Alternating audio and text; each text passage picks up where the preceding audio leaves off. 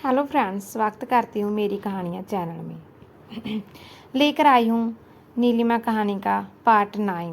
उम्मीद करती हूँ ये कहानी आपको अच्छी लगेगी। कहानी अच्छी लगी तो इसको लाइक, शेयर और चैनल को सब्सक्राइब करना मत भूलना। शुरू करते हैं आज की नई कहानी। कल मैं रुद्रन जी के साथ जा रही हूँ हमारी अलग दुनिया में। फिर भी लावण्या में आए बदलावों पर मुझे यकीन नहीं हो रहा। लावण्या ने हमारी इतनी मदद की है। मुझे लगता है जैसे लावण्या मेरी सच्ची छोटी बहन और दोस्त बन गई है। जो भी हो, कल मैं रुद्रन जी के साथ एक नई जिंदगी शुरू करने की ओर निकल रही हूँ। मीरा की डायरी का आखिरी पेज पढ़ने के बाद नीलिमा की आंखें नम हो गई। उसने मन ही मन में प्रार्थना की कि कहीं वह उस लड़की की मौत का कारण ना बन जाए। अम्मा तुम्हें नीचे बुला रही है, रुद्रन ने नीलिमा के पीछे खड़े होकर कहा। मैं जा रही हूँ। नीलिमा धीरे से उठी और कमरे से बाहर जाने लगी। फिर जैसे कुछ सोचकर रुकी और मुड़कर बोली, रुद्रन जी, मैं सचमुच मीरा को नहीं जानती। मुझे तो अब जाकर उसके बारे में पता चला, लेकिन अब मुझे आपके और मीरा के रिश्ते के बारे में पता चला तो मुझे लगा कि शायद हम दोनों को कभी एक नहीं होना चाहिए था। रुद्र ने ठंडे स्वर में जवाब दिया। मैंने अपनी ज़िंदगी के फ़ैसलों पर सवाल उठाने का हक किसी को भी नहीं दिया। मैंने तुम्हारे सामने अपनी कहानी सिर्फ इसीलिए खोली ताकि तुम्हें पता तो चले कि मैं तुम्हें जो दर्द दे रहा हूँ वो क्यों दे रहा हूँ।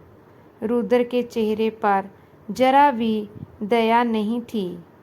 नीलिमा का दिल तो टूट गया और वह कमरे से बाहर चली गई।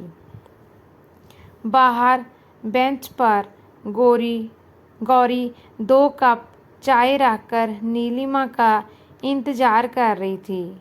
उनका चेहरा बिल्कुल उदास था। अम्मा, आपने बुलाया मुझे? नीलिमा ने पूछा। हाँ, बुलाया था। जब तक कोई बुलाने ना आए तुम तो बाहर निकलती नहीं, गौरी अम्मा ने तंज कसते हुए नीलिमा को कहा। नहीं अम्मा, ऐसा नहीं है। नीलिमा कुछ कहने लगी, लेकिन गौरी अम्मा ने उसे रोक दिया। बस, ज़्यादा बोलने की ज़रूरत नहीं। रुद्रन ने तुम्हें पसंद किया और ऐसा करके उसने सबके सामने हमें शर्मिंदा किया है और इसलिए तुम्हें इस घर में लाना पड़ा। मेरी लावण्या को जहाँ होना चाहिए था, तुम्हें नहीं। हमने सोचा था कि तुम्हें ट्रेनिंग देकर अपने जैसा बनाएंगे, लेकिन तुमने तो सब कुछ बर्बाद कर दिया। अम्मा, मैंने जानबूझकर कुछ भी नहीं किया, नीलिमा ने सफाई दी। तुझसे बोलने को मना किया था ना? गौरी अम्मा ने गुस्से में मेज़ पर हाथ मारा। अब मैं तुम्हें जहाँ आराम से रहने नहीं दूँगी। जो भी मेरे परिवार का नाम खराब करने की कोशिश करता है, मैं उसे जड़ से उखाड़ कर फेंक देती हूँ और यही मेरी आदत है। तुम्हारे साथ भी कुछ ऐसा ही होगा। नीलिमा को लगा कि गौरी अम्मा के शब्दों में कुछ छिपा हुआ है। उसे समझ आने लगा कि बाहर से परफेक्ट दिखने वाला मंगलम परिवार का यह घर रहस्यों का खजाना है। उस रात नीलिमा सो नहीं पाई। रुद्र से शादी के बाद उसे नींद ही नहीं आई थी, लेकिन आज की रात तो उस पर बहुत ही ज़्यादा भारी थी। आंख बंद करने पर उसे सिर्फ मीरा का चेहरा दिखता था। वह सोचती थी कि उसने मीरा को कहाँ देखा था, लेकिन कुछ याद नहीं आया। उसे लगा कि मीरा की मौत का सच जानने के लिए उसे पुराने दिनों को याद करना होगा। नीलिमा को समझ आ गया कि मीरा की मौत का कारण उसके साथ क्या हुआ। यह जानने के बाद ही वह रुद्र के साथ अपनी जिंदगी को आगे बढ़ा पाएगी। लेकिन इस कठिन कार्य में उसकी मदद करने वाला कोई नहीं था। जेम्स, नीलिमा ने मन ही मन में सोचा। जेम्स ही वह इंसान है जिसने कहा था कि वह हर तरह से उसकी मदद करेगा और उसका हमेशा साथ देगा। क्या कल कॉलेज के पास वाली कॉफ़ी शॉप में मिल सकते हो? नीलिमा ने जेम्स को मैसेज किया। हाँ ज़रूर, जेम्स का रिप्लाई आ गया। नीलिमा सोफे पर चादर ओढ़कर लेट गई। सुबह नीलिमा तैयार होकर बैग लेकर बाहर निकल ही रही थी, तभी आर्या ने पूछा, भाभी कहाँ जा रही हो? मुझे कॉलेज जाना है। मेरे जॉब का कॉन्ट्रैक्ट आगे बढ़ाया गया था, लेकिन मैं फिर वहाँ नहीं गई। आज सोचा कि चली ही जाऊँ। नीलिमा ने जवाब दिया। अच्छा ठीक है तो जाओ। प्रताप ने चाय का गिलास पकड़े हुए कहा। गौरी की नज़रों से बचकर जल्दी निकल जाओ। और वह हंसते हुए अंदर चले गए, लेकिन तभी ही गौरी वहाँ आ गई। कहाँ जा रही हो? उन्होंने सख्ती से पूछा। कॉलेज, नीलिमा ने जवाब दिया। क्यों? तुम्हारी पढ़ाई तो पूरी हो चुकी है। इस घर को तुम्हें जॉब पर भेजने की कोई भी ज़रूरत नहीं है। शादी से पहले तुम्हारी जॉब का कॉन्ट्रैक्ट आगे बढ़ाया गया था, लेकिन इसका मतलब ये नहीं हुआ कि मंगलम घर की बहू जॉब करे। देखो आर्या को देखो, उसे गणित में रैंक हासिल की थी। हमने बड़ा जश्न मनाया था, लेकिन उसने कभी कोई आज तक इंटरव्यू तक नहीं दिया। लड़कियों की शोभा घर गृहस्थी में ही होती है। घर में कोई भी गौरी अम्मा के खिलाफ बोलने की हिम्मत नहीं कर सका। अम्मा आप क्या कह रही हैं? जॉब करना क्या गलत है? उस दिन पार्टी में आपने गर्व से कहा था कि मैं टीचर हूँ। अब क्या हुआ? नीलिमा ने गुस्से से कहा। हाँ, तब मैंने कहा था कि तुम टीचर थी, अब नहीं हो, गौरी ने जवाब दिया। नीलिमा का गुस्सा बढ़ गया। वहाँ से भाग जाना चाहती थी। मैंने नहीं सोचा था कि मंगलम परिवार की गौरी अम्मा की सोच इतनी संकुचित होगी। मैंने पढ़ाई की और टीचर बनी ताकि इस घर में यूं ही ना बैठूं।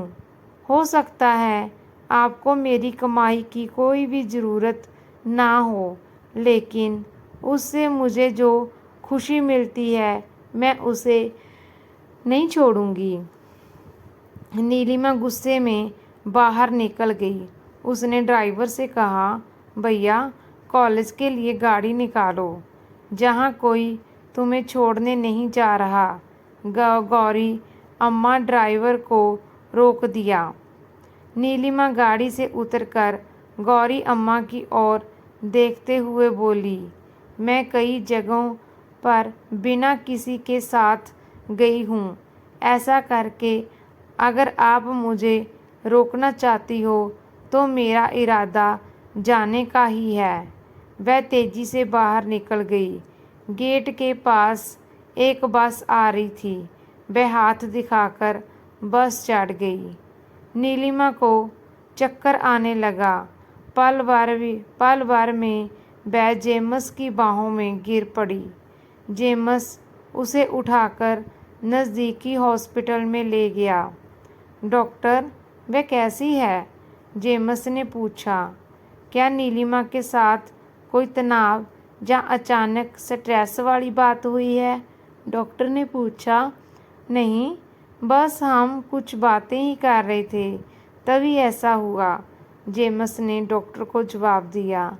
आप हैं? डॉक्टर ने पूछा। मैं जेम्स, नीलिमा का फ्रेंड। मुझे नीलिमा के स्वास्थ्य के बारे में किसी करीबी से बात करनी है। आम तौर पर उसे जहाँ उसकी बहनें शिवा और देविका है उनसे किसी को यहाँ बुलाइए। जेम्स को लगा कि नीलिमा के इर्द गिर्द कुछ अनजान बातें चल रही हैं। उसने नीलिमा का फ़ोन उठाकर देविका को फ़ोन किया और रुद्रन को भी सूचना दी। देविका के आने से पहले ही रुद्र हॉस्पिटल पहुंच गया। क्या हुआ नीलिमा को? कहाँ है नीलिमा? रुद्र ने घबराते हुए पूछा। कुछ नहीं, बस चक्कर आया, वह गिर गई। मैं उसे तुरंत ही हॉस्पिटल ले आया। डॉक्टर ने कहा है कि उसे किसी रिश्तेदार से बात करनी है, इसीलिए मैंने आपको बुलाया है, जेम्स ने बताया। रुद्र आधी बात सुनकर ही डॉक्टर के कमरे में घुस गया। डॉक्टर, नीलिमा कैसी है? उसने पूछा। आप कौन हैं? डॉक्टर ने कहा। मैं नीलिमा का पति हूँ, रुद्र प्रताप मंगलम। बैठिए, डॉक्टर ने कहा। रुद्र बैठ गया। उसके हाथ कांप रहे थे। भले ही उसे नीलिमा से कोई भी लगाव नहीं था, लेकिन अब वह उसकी जिम्मेदारी थी।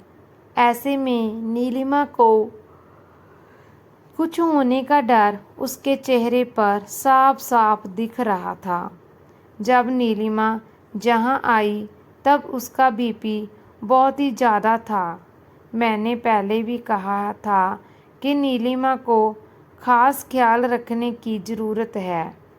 उसका दिमाग अभी पूरी तरह से ठीक नहीं हुआ है, डॉक्टर ने कहा। नीलिमा को क्या बीमारी है? रुद्र ने हैरानी से डॉक्टर से पूछा। क्या नीलिमा के घर वालों ने आपको कुछ भी नहीं बताया? मैंने तो शादी से पहले ही कहा था कि लड़के के घर वालों को उसकी हालत के बारे में बता देना चाहिए। मुझे कुछ नहीं पता डॉक्टर, रुद्र ने कहा। देखिए रुद्र, कुछ महीने पहले नीलिमा को सिर में काफ़ी चोट के साथ जहाँ लाया गया था, मैंने ही नीलिमा का इलाज किया था। आम तौर पर जब हमें कोई दर्दनाक अनुभव होता है तो हमारा दिमाग उसे बुलाने की कोशिश करता है, लेकिन नीलिमा के मामले में यह स्थिति बहुत ही ज़्यादा गंभीर है। मतलब? रुद्र को कुछ भी समझ नहीं आ रहा था कि डॉक्टर क्या कह रहा है। मेडिकल भाषा में इसे सिलेक्टिव डिसोसिएटिव इमोनिया कहते हैं। यह एक मानसिक स्थिति है जब कोई बहुत दर्दनाक या डरावना अनुभव होता है तो दिमाग उसे भूलने की कोशिश करता है। नीलिमा के साथ ऐसा ही हुआ है। वह कितनी भी कोशिश कर ले, वह कुछ चीज़ें याद नहीं कर पाती। जितना वह कोशिश करती है उतना ही उसे नुकसान होता है। हो सकता है कि उसकी मौजूदा यादें भी चली जाएं। उस दिन लगी चोट भी इसका ही एक कारण है। उस दिन जो हुआ, जिन लोगों से वह मिली, उसे कुछ भी याद नहीं। रुद्र को लगा जैसे उसका सिर घूम रहा हो। उसे धीरे धीरे समझ आने लगा कि नीलिमा ने जो मीरा के बारे में कहा था वह सच्ची था। उसे मीरा से मिलने की बात याद नहीं है। रुद्र डॉक्टर के कमरे से बाहर निकला। जेम्स उसे देखकर रुद्र के पास आया और पूछने लगा, रुद्र, डॉक्टर ने क्या कहा? रुद्र ने गुस्से में जेम्स का कॉलर पकड़ लिया और उसे दीवार से सटा दिया। तूने उसे क्या बात की थी? किस बात को सुनकर वह बेहोश हो गई? मैं बताता हूँ। मीरा, उसने मुझे मीरा के बारे में पूछा था। हम उसी की बात कर रहे थे, जेम्स ने कहा। रुद्र ने तुरंत जेम्स का कॉलर छोड़ दिया। उसे नहीं पता था कि नीलिमा मीरा के पीछे पड़ जाएगी। फिर उसे फिर से दिल टूटने का एहसास हुआ। उसे लगा कि उसने एक निर्दोष इंसान को सज़ा दे दी। जीजू, दीदी कहाँ है? दूर से दौड़ती हुई देविका रोते हुए रुद्र के पास आई। वह ठीक है, तू जहाँ बैठ। रुद्र ने देविका को कुर्सी पर बिठाया। तुमने मुझसे कुछ क्यों नहीं बताया? रुद्र ने पूछा। देविका को समझ आ गया कि वह किस बारे में बात कर रहा है। चाची ने कहा था कि कुछ भी मत बताना।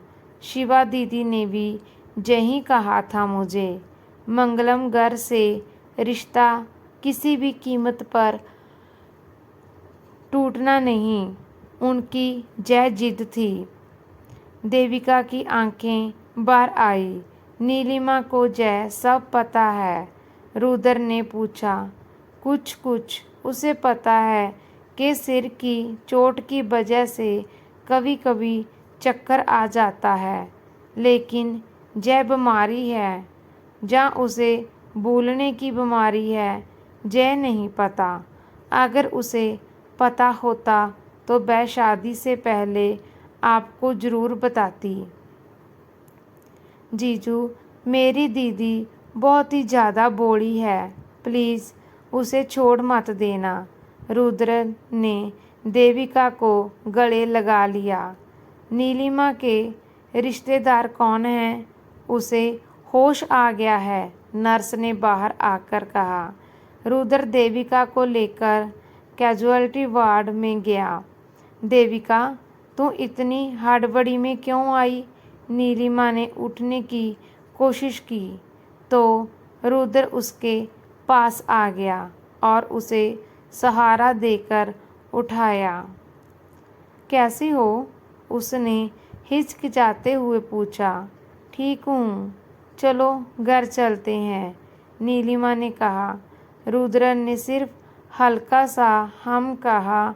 उसने नीलिमा की ओर देखने की हिम्मत भी नहीं थी।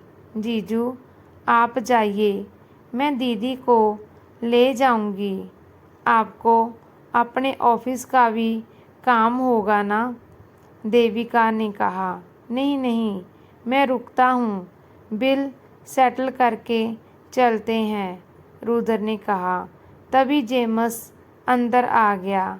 हाय, मैं जा रहा हूँ, मैं तुम्हारे उठने का ही इंतज़ार कर रहा था।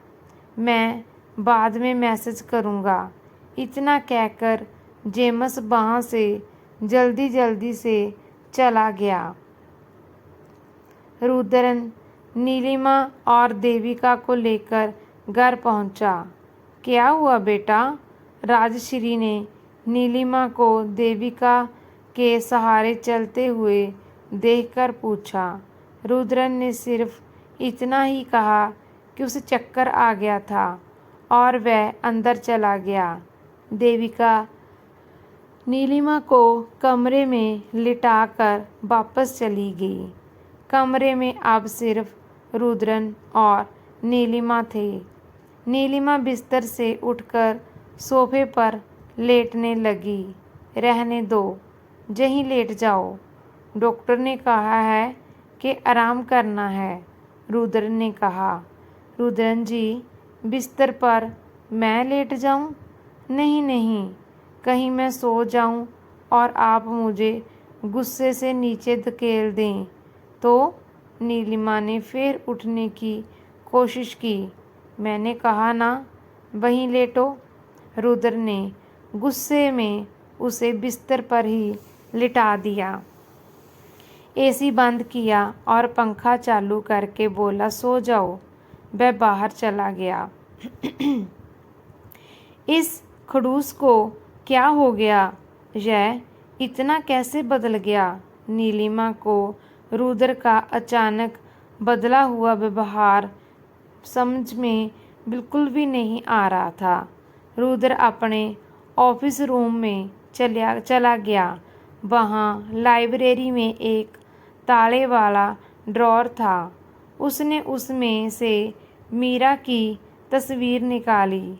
मीरा, मैं इसे बर्दाश्त नहीं कर पा रहा। मैंने जो किया वह सब बेकार चला गया। तुम्हारे लिए मैं कुछ भी नहीं कर सका। जिस लड़की ने तुम्हें दुख दिया वह सब कुछ भूलकर वहाँ लेटी है। उसे तुमसे मिलने की बात भी याद नहीं। ऐसी इंसान से मैं कैसे बदला लूँ? सारा सच जानने के लिए अब किससे पूछूं? रुद्र की आंखों से आंसू बहने लगे। जीजू, जय देविका की आवाज़ थी।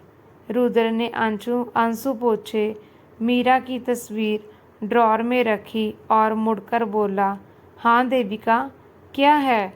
मुझे आपसे एक बात कहनी है, लेकिन जय किसी को नहीं पता चलना चाहिए। देविका के चेहरे पर डर था। क्या बात है देविका? बोल, रुद्र ने कहा। देविका कुर्सी पर बैठ गई। रुद्र ने उसे एक गिलास पानी दिया। देविका ने उसे एक घूंट में पी लिया। जीजू, क्या आप जानना चाहते हैं कि दीदी ने कौन सा दिन बुला दिया है? उस दिन क्या हुआ था? देविका की आवाज़ कांप रही थी। वह पसीने से भीग रही थी। बोलिए जीजू, क्या आप जानना चाहते हैं कि उस दिन क्या हुआ था? इस कहानी का अगला पार्ट हम जल्दी ही लेकर आएंगे। कहानी एंड तक सुनने के लिए आपका बहुत बहुत धन्यवाद। कहानी अच्छी लगी तो प्लीज़ इसे लाइक, शेयर और चैनल को सब्सक्राइब ज़रूर करना। धन्यवाद।